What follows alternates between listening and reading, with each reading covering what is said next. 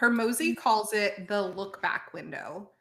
Customers don't judge you on the lifetime of results, just the most recent ones.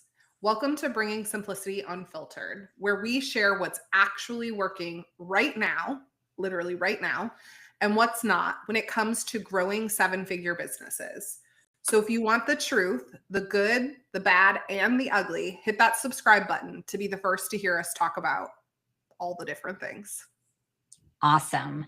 And today we're going to dive into, and we'll show you how to design basically what I call onboarding, your fulfillment, if you want to say that, your fulfillment, that makes churn less likely, retains your clients longer, and even doubles and increases your cash flow up front. So let's get into it, Greta. What is the first point of decreasing churn and retaining customers?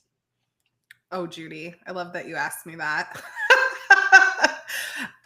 Like we said, welcome to Unfiltered, where my brain is still slowly processing this huge topic, and also like how exciting it is to think about how it has really worked for our clients, because I think less churn is something that we really pride ourselves on. If you're going to build a profitable business, which is something that we have done multiple times, including building 3 businesses to 7 figures each in under a year, you cannot do that with consistent churn. And so I want to emphasize that customers will always judge you based on their last transaction. So it's not what have you done for me, but what have you done for me lately, right? And so when I think about us running ad campaigns for our clients, it was interesting. We were actually just in an interview and the person asked, how do we handle failing campaigns? And I had to giggle a little bit and also toot my own horn, because I actually haven't had to problem solve through campaigns that weren't working at all. Actually, more recently, the negative campaigns that we've had have been ones that have historically done 10 plus ROAS, meaning I put $1 in, I get 10 back, are now doing like 6 ROAS. So I put $1 in, get $6 back. And most people would celebrate a 6 ROAS, but when you've historically done a 10x ROAS, that's when you have to start explaining, right? So if we've already made this client tons of money, 400K plus, and now in the most recent campaign, it's not performing quite as well, it would be easy for them to then say to us, you're not performing the way that you used to. And so it's important that at any given point in time, you're always addressing with your client the current results, and you're calling out for them specifically why there may be variations. You're still showcasing the positive return on investment, and you're basically meeting that upfront. So we bill our clients monthly, which means every month when they go to pay their bill, they're thinking, did that person get me a return on investment? And one of the ways that we overcome that is we provide a weekly update. So even when we only see a 6x return on ad spend versus a 10x return on ad spend, I'm consistently communicating with that client why we maybe see a diminished return on ad spend, what we're doing to, try to positively influence that. And if anything I need from them will positively impact that, really emphasizing, hey, these are the things I need you to do, because we notice that this is negatively impacting the return on ad spend. So I am being proactive in my communication instead of waiting for somebody to come to me and say, hey, you're only getting me, we've only made this much from the campaign. What's going on? I am basically acknowledging like, hey, I know this hasn't been as consistent as the other campaigns. Here's why, here's what we're doing, right? The other way that Hormozi recommends that you overcome this is to not bill monthly, right? So if you're billing yearly or you're billing quarterly, there are less times where clients stop, because they're going to pay that bill, to think, am I getting the return on investment for this service that I'm purchasing? Yeah, 100%. And Greta, what I want to point out to those of you who are listening or watching this, it's very important that you have these items in place. So these things in place to make sure that you can showcase that, right? So things that we have in place. Our team is daily collecting data, daily gathering that information. So when it comes to us providing that information or meeting with our clients, if our client wants to meet with us right now at this very moment, we have that data accessible. You have to be able to, fortunately or unfortunately, fortunately for us, validate what we have done for our clients and be able to showcase it to them, and doing it in a variety of different things. Like sometimes I'm sending, because Greta will send weekly updates for certain clients. I'll send them for certain clients, but sometimes clients like the visuals, right? Some people like it written out. Some people like a video. So whatever that method is, because that's something that you should be being asked. If it's not, then maybe they're not the right client for you, or maybe they haven't been burned before, like our clients have with other media buyers.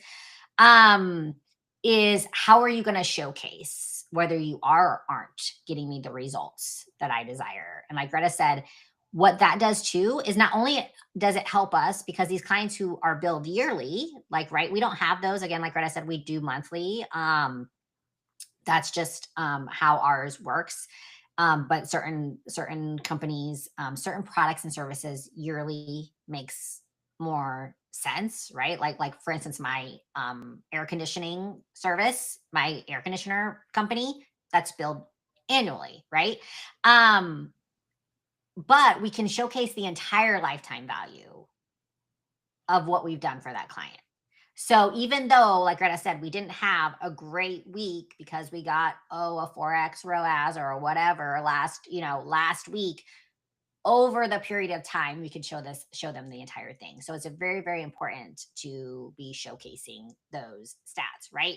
It's like a player who had a really bad game. You're not just going to let him go and like boot him off the team just because he had a bad game, a bad night, right? He or she had a bad night. You look at the entire stats. So another way, like Greta said, Hormozi talks about billing annually. And now I love Alex Hormozi, but sometimes that doesn't work. Like for clients like us, we do the monthly thing. Doing that extends it for certain businesses, but you don't have to think like, if you're like, I don't want to start off yearly. Okay, we'll start off quarterly and see if it works for you. I think going from a monthly to a yearly is a big jump for some people. I get it. It's a big mental and psychology bump. There's two things that I advise you to do if this is something that's challenging for you, is to start off with quarterly billing to baby step your way to the yearly, or make the yearly so unbelievably like, what the hell is this? Like, there's no way I could pass up this yearly price amount versus your monthly, right? So if you like, let's say you have a $10,000 monthly retainer for one of your products or services. But if you did like, or you can get a full year for me for $40,000 or whatever, right? Like make it so unbelievable that they can't pass it up. So Greta, what I want to talk about is, why does this, because I think a lot of people are like, why would somebody, because it comes down to two things. And our mentors have taught us this, that like, sometimes people just don't have the money. Yes. To do the yearly. So have another option if you do have a yearly, because sometimes they don't. And sometimes they will have too much ego to tell you, hey, I don't have $40,000, but I can do $5,000 a month or whatever. Again, you have to think about what that price is for you, $10,000, whatever. Whatever that is. Decide on that. But I would say definitely have a couple options. Don't just have an annual, unless you know, like you're targeting like very big enterprise companies, right? Like if you're like, my client is like Bank of America, is a big SaaS, is, you know what I mean, is Salesforce or is whatever. Those companies, then you might only be able to have a great option like that, right? Like if you have like a premium service where you're like, I only, for example, I know somebody who has a friend who has a matchmaking business, and it's $100,000 a year to have that person matchmake you. Now they are not targeting me. They're not targeting us. I'm not married, but I'm I just don't think maybe on the other side of that, right? For the client part, not for the client part. And so with that, you obviously they're targeting high-end executives, right? right. Like Know your audience. or know your audience, or you have an insane guarantee. Yes. If you have an insane guarantee where it's like, I know I can make you, and you got to have a lot of testimonials. So I say all of that to say, keep your options open. Okay to stair step it, but also, know your audience, and you'll know. A lot of times we know by running ads. We can get that information very, very quickly through running ads. So yeah, Greta, what's the next point? Yeah. I think the other piece as we think through stair stepping and whether you're going from monthly to quarterly to 6 months to a year is recognizing what that cash influx can do for the business as a whole, and then ultimately leveraging that cash flow. And so if you think about a coaching program, which is what we build out for a lot of individuals, when we develop our pricing strategies, for example, we have a paid in full that's $15K, or you can pay monthly at $3,000 per month for 6 months, which means basically if you pay in full, you get 1 month free, right? We haven't incentivized that paid in full so much that we anticipate that every single person who joins the program is going to do paid in full.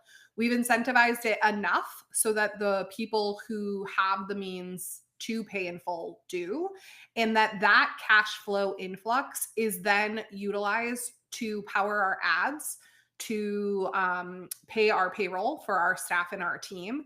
And so we're basically looking for approximately 10 to 25% of people to prepay the full amount as opposed to just paying the monthly fee. We're not looking for it to accomplish 100% of the income that's coming into the business. We then have residual income that's being, laid out over those 6 months, and we have people coming in at all given times. So we can see kind of that rolled out income, out over the next year, where we know we have a consistent cash flow. But we're using that leverage to, like I said, fund ads, pay commissions, increase the way that we're providing delivery. So we may be investing in things like an implementation partner or additional coaches to help the people in the program get the results that we want the program to have, so that we have more solid testimonials, so then we can ultimately boost the overall cost of the program, right? And so when we think about customers prepaying, so paying for 6 months upfront, we want to really look at the idea of that fuels scaling without running out of cash. So again, we don't want it to account for 100% of things. We were aiming to have it be 10 to 25% of things. Yeah, for sure. And so I want to shift here because I feel like we've talked a lot about the tactical of like, in my opinion, honestly, the boring shit that goes into the business part of like, okay, Judy and Greta, you guys just told me like simply have a couple payment plans, right? Have a do of that. But the point of this episode was really like I said at the beginning, was like, okay, how tell me how this helps increase client retention. Truthfully, it doesn't. Unless you do these other things, which are, Greta, you alluded to, but I just want to make it very, very clear for the people that are listening, is that you get them wins right away. So initially, after they purchase, you immediately schedule an onboarding call. If you can make it a one-on-one onboarding call, because you want to basically continue to build that trust and say, hey, we are people who take action on our word. We're going to get you the results, and like you lay it all out kind of with that onboarding call. And then you continue to create different activation points specifically, especially around like after they purchased, right? So those first 10 days are very, very important. So Yeah. make sure that you have the infrastructure in place to over deliver. Like if there is a client coming in for us, like me and Greta, if there's a client coming in and people are like, hey, I want like, how soon can you guys start? We are like, we can start now. Like, and we will shift everybody. Our entire team will shift, not giving any, like, not taking any experience away from our current clients, but we have built that up. And it's because of the team that surrounds you. And Greta alluded to that a little bit at the beginning. So when I said like, oh, we have data endpoints, we have VAs that are specifically dedicated to data. We have VAs that are specifically dedicated to reports. So like data and reporting. We have VAs that are specific for just the tech pieces, right? We have ones that are specific to the customer experience. So like, yes, are people's messages being responded to in a timely manner, right? exactly. And our communication within our clients' channels as well, and the way that we do it, right? So when you think about all of that, be thinking about also, can I truthfully ask yourself, can I over deliver in a way that like most people call it like a wow experience, or right? Maybe it's like a Disney experience to you, whatever you correlate that to, can you do that? And if you can't, then you might need to either hire more people. And if that's something that you're interested in, we have a guide of like the 3 VAs that help to scale every business to 7 figures, that will drop in the description that you can pick up. That might be something that I would highly suggest that you do that. Once we did that, it was like nonstop for us. No matter what business we jump into, we can scale it to 7 figures in under a year at this point. So I say all that to say like all this has been really like, and maybe Greta, you would argue, which like for me, like I love raising prices. I love billing. We love billing. Like it's kind of like a boring topic. So I wanted to like go into like, okay, now what do we do with that information? Because Yeah. this part, another reason why we move so fast, Greta, is because like we make these decisions really, really fast. Are we billing monthly? Are we billing annually? Or are we billing 6 months? Okay, we got that decision. Now move on to how we're going to execute it and the team that we're going to use to execute it. That's really, if you're wondering why these other businesses, why your competitors are moving and like why they're like they have a 6-figure a month business, they have a 7-figure business, it's because they're doing that and they're just moving. It's just messy action makes us millions is our number one thing that we move by. And so, yeah. So, that wraps up our series with Hormozi, which we've super enjoyed. Oh, Siri thinks I'm talking to. It was like, Yeah, we said series and it was series. Yeah. And so we're excited to kind of dive into, a lot of people have been asking us like, how did you guys learn ads and scale ads? And like now, like a lot of coaches are coming to us and being like, hey, we need you to run our ads. What's working, what hasn't been working, why are some people more successful with ads? Like, why do you see some people who are more successful with ads versus not? How can you tell? So we're going to be going unfiltered on a lot of those topics for you guys, and getting more raw in that. Yeah, I'm super excited. We're going to be talking about trends for 2026, what worked, what hasn't worked. And I do just I know we're supposed to be wrapping up, but you said so many things that sparked stuff in me of like, as we start to look ahead to talking about ads, one of the things that ties back to this, and we've said it over and over again over the 12-part series, is ads are only as successful as your ability to deliver services once people have purchased. And so one of the very first questions we ask when people come to us to run ads is, are you ready to onboard 10 new people? And if the answer is no, you're not ready for ads. And so as we look ahead to the next episodes and you reflect back on this episode of reducing churn, I just want you to take a minute and experience your current funnel pipeline from start to finish, which a lot of people have finish be the purchase. But I want you to do it from start to finish, meaning they just experience you, to finish as in they finish the program? What are the touch points even once they've joined you? And with that, I will wrap it up because I'm already going long, because today's Unfiltered has felt truly unfiltered. So we'll see you guys next week when we're going to be talking about 2026 ad trends.